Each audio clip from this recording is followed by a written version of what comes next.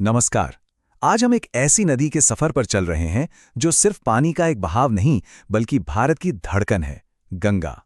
ये कहानी है एक नदी की जो अपने आप में एक पूरा भूगोल और संस्कृति समेटे हुए है।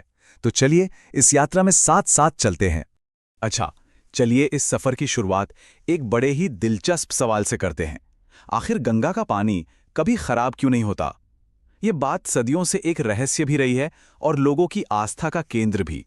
पर इसका जवाब असल में विज्ञान के पास है। और उस विज्ञान का नाम है बैक्टीरियोफेज। जी हाँ, ये एक बहुत ही खास किस्म का वायरस है जो गंगा के पानी में कुदरती तौर पर पाया जाता है। इसका एक ही काम है, पानी में मौजूद नुकसान पहुंचाने वाले बैक्टीरिया को ढूंढना और खत्म कर देना। तो ये गंगा का अपना ही एक नेचुरल वाटर प्योरीफायर है। और गंगा की इसी असाधारण खूबी और अहमियत को देखते हुए 4 नवंबर 2008 को इसे भारत की राष्ट्रीय नदी यानी नेशनल रिवर का दर्जा दिया गया। आखिर ये सिर्फ एक नदी नहीं बल्कि देश की पहचान का एक बहुत बड़ा हिस्सा है। तो सवाल ये उठता है कि गंगा आखिर बनती कैसे है? इसका जन्म किसी एक जगह से नहीं होता, बल्कि ये तो कई धाराओं के मिलने से बनती है। चलिए पंचप्रयाग की उस यात्रा को समझते हैं, जहां 5 पवित्र धाराएं मिलकर एक महान नदी को जन्म देती हैं। ये समझना बहुत जरूरी है कि गंगा किसी एक ग्लेशियर से नहीं निकलती। अक्सर लोग ऐसा सोचते हैं, पर असल में इसका निर्माण कई नदियों के संगम से होता है। तो ये किसी एक स्रोत की नहीं बल्कि कई नदियों के मिलन की कहानी है। और ये मिलन कुछ इस तरह होता है। देखिए, अलकनंदा नदी मुख्य धारा है जो आगे बढ़ती जाती है और एक एक करके दूसरी नदियां उसमें मिलती जाती हैं। सबसे पहले विष्णुप्रयाग में धौलीगंगा मिलती है, फिर नंदप्रयाग में नंदाकिनी, उसके बाद कर्णप्रयाग में पिंडर नदी और फिर रुद्रप्रयाग में मंदाकिनी। हर संगम के साथ अलकनंदा और भी बड़ी और शक्तिशाली होती जाती है। और फिर आता है 5वां और आखिरी संगम, देवप्रयाग। ये वो जगह है जहां भागीरथी नदी अलकनंदा से आकर मिलती है और इसी संगम के बाद इस मिली हुई विशाल धारा को अपना नाम मिलता है, गंगा। तो असल में गंगा का सफर यहीं से शुरू होता है। तो अब जब गंगा बन गई है तो वो पहाड़ों से उतरकर भारत के विशाल मैदानों में अपना लंबा सफर शुरू करती है। ये सफर है पूरे 2525 किलोमीटर का, जो भारत के दिल से होकर गुजरता है। और ये लंबा सफर भारत के 5 राज्यों से होकर जाता है। उत्तराखंड से इसकी शुरुआत होती है, फिर ये उत्तर प्रदेश, बिहार और झारखंड के एक छोटे से हिस्से से गुजरते हुए आखिर में पश्चिम बंगाल पहुंचती है। हरिद्वार वो खास जगह है जहां गंगा पहली बार पहाड़ों को छोड़कर मैदानी इलाके में कदम रखती है। यहीं से उसका वो शांत और चौड़ा रूप देखने को मिलता है जिसके लिए वो जानी जाती है। अच्छा, एक बड़ी मजेदार बात है, गंगा का जो पूरा 2525 किलोमीटर का सफर है ना, उसमें से सबसे लंबा हिस्सा यानी करीब 1450 किलोमीटर वो अकेले उत्तर प्रदेश में ही तय करती है। इससे पता चलता है कि ये नदी इस राज्य के लिए कितनी ज्यादा मायने रखती है। और अब हम पहुंचते हैं गंगा के सफर के आखिरी पड़ाव पर। पश्चिम बंगाल में समंदर में मिलने से ठीक पहले गंगा एक आखिरी बार अपना रूप बदलती है। वो 2 बड़ी धाराओं में बट जाती है। ये बंटवारा कुछ ऐसा है, एक धारा हुगली कहलाती है जो दक्षिण की तरफ बहती है और कोलकाता से गुजरते हुए बंगाल की खाड़ी में मिल जाती है। और जो मुख्य धारा है वो पद्मा बन जाती है और वो यहाँ से बांग्लादेश में चली जाती है अपनी आगे की यात्रा के लिए। तो चलिए एक नज़र डालते हैं इस पूरे सफ़र की बड़ी बातों पर। पहली, गंगा के पानी में बैक्टीरियोफेज नाम का एक वायरस है जो इसे साफ रखता है। दूसरी, ये किसी एक ग्लेशियर से नहीं बल्कि 5 संगमों से बनती है। तीसरी, ये 5 राज्यों से गुजरते हुए 2525 किलोमीटर का लंबा सफर तय करती है। और आखिर में ये हुगली और पद्मा में बट जाती है। तो इस सफर में हम क्या क्या देखने वाले हैं? देखिए, हमारे 4 खास पड़ाव होंगे। सबसे पहले हम जानेंगे कि गंगा को इतना विशाल कौन बनाता है, मतलब इसकी सहायक नदियां कौन कौन सी हैं।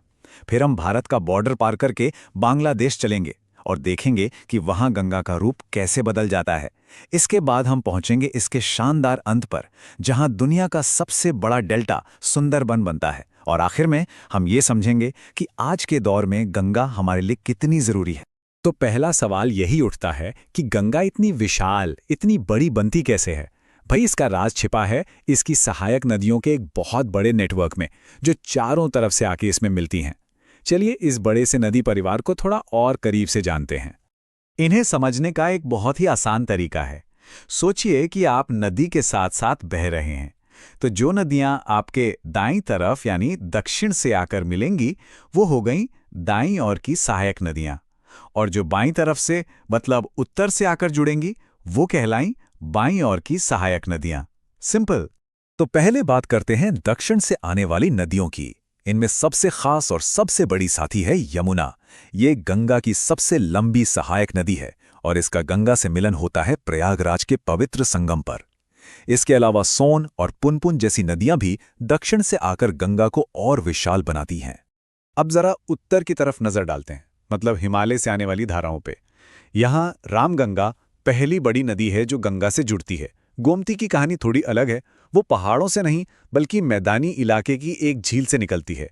और फिर आती है कोसी, जो अपना रास्ता बदलने के लिए इतनी बदनाम है कि उसकी एक अलग ही पहचान बन गई है। कोसी नदी को यूं ही बिहार का शोक नहीं कहा जाता, इसके पीछे एक बहुत बड़ी और दुखद वजह है। ये नदी अपना रास्ता इतनी बार और इतनी तेजी से बदलती है कि हर साल बिहार में भयानक बाढ़ का कारण बनती है, जिससे बहुत ज्यादा तबाही होती है। ये इसकी ताकत भी दिखाता है और इसका अनप्रेडिक्टेबल नेचर भी। चलिए अब इस सफर में थोड़ा और आगे बढ़ते हैं। भारत से निकलकर अब हम गंगा के साथ पहुंचते हैं बांग्लादेश, और यहाँ पर सब कुछ बदल जाता है। नदी का नाम भी और उसका रूप भी। यहाँ एक बहुत ही दिलचस्प बदलाव होता है। जैसे ही गंगा बांग्लादेश में एंटर करती है, उसका नाम हो जाता है पद्मा। दूसरी तरफ से जो शक्तिशाली ब्रह्मपुत्र नदी है, वो बांग्लादेश में जमुना के नाम से जानी जाती है।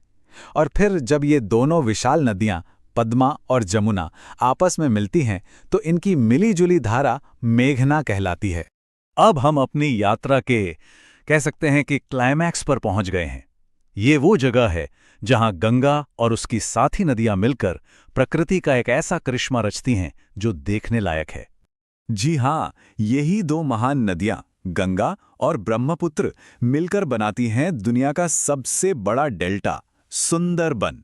जरा सोचिए, ये एक इतना विशाल जमीनी इलाका है जिसे इन नदियों ने अपनी लाई हुई मिट्टी से बनाया है।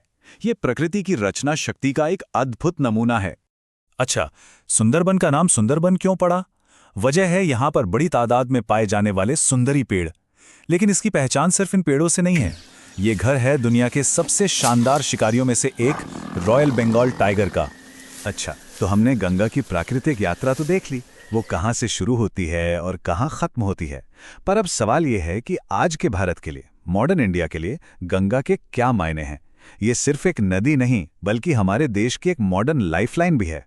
देखिए, इस नदी पर कई बड़े बड़े प्रोजेक्ट्स बने हैं जो देश के लिए बहुत जरूरी हैं। जैसे कि उत्तराखंड में भागीरथी पर बना टिहरी बांध, जो भारत का सबसे ऊंचा बांध है। फिर पश्चिम बंगाल में है फरक्का बैराज, जहां से हुगली नदी अलग होती है। और हां, प्रयागराज से हल्दिया तक का राष्ट्रीय जलमार्ग 1, जो नाव और जहाजों के जरिए व्यापार का एक बड़ा रास्ता है। गंगा सिर्फ हम इंसानों की ही नहीं है, इसमें एक बहुत ही खास और प्यारा जीव भी रहता है। बात हो रही है गंगा डॉल्फिन की। ये इतनी अहम है कि इसे भारत का राष्ट्रीय जलीय जीव यानी नेशनल एक्वेटिक एनिमल घोषित किया गया है। इसका होना ये बताता है कि नदी की सेहत कैसी है। और आखिर में इस अनमोल नदी को बचाने की कोशिशों की बात करते हैं।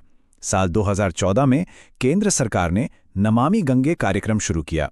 ये एक बहुत बड़ा अभियान है जिसका मकसद गंगा को प्रदूषण से मुक्त करना और उसे फिर से साफ सुथरा और अविरल बनाना है। तो ये थी गंगा की कहानी, एक नदी की यात्रा जो हमें सोचने पर मजबूर कर देती है कि एक तरफ ये हमारी आस्था का केंद्र है, एक पवित्र नदी है, और दूसरी तरफ ये एक मॉडर्न लाइफलाइन भी है। सवाल ये है कि हम इन दोनों रूपों में संतुलन बनाकर आने वाली पीढ़ियों के लिए इसके भविष्य को कैसे सुरक्षित रख सकते हैं। तो एक ही नदी और उसके कितने सारे रूप, पहाड़ों की पतली धारों से लेकर एक विशाल नदी और फिर डेल्टा में आकर दो हिस्सों में बढ़ जाना। गंगा का ये सफर आखिर हमें बताता क्या है? शायद यही कि मिलना, बदलना और लगातार आगे बढ़ते रहना ही जीवन है। जरा सोचिएगा इस बारे में।